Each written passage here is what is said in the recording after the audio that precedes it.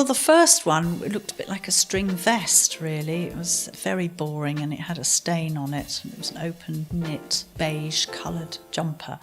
I added lots of embroidery to that and ribbons and grafted on a little knitted triangle shape at the top. And yeah, it looks nice. I've worn that.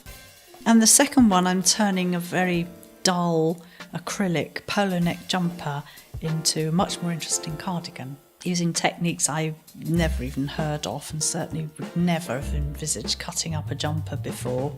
And I've found it really satisfying, and I shall definitely look at other garments in a more constructive, creative way.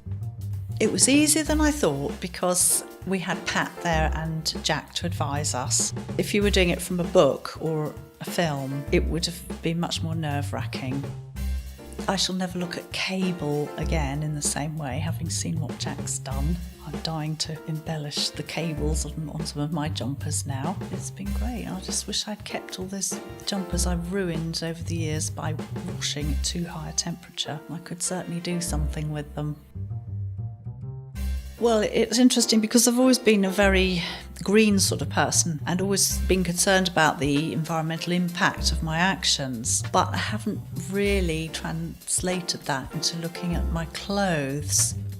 Especially now, as I'm coming up to being, well, I am a pensioner and money's a lot tighter. I can put it all together now and get things from charity shops, transform them, or transform the clothes that I already have. I would never have thought about transforming the clothes that I already have, really, in the past.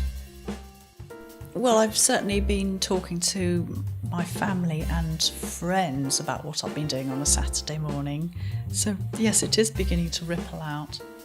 And two of us, actually, in the group, we have a friend who hosts an Arty Crafty Friday once a month at her house.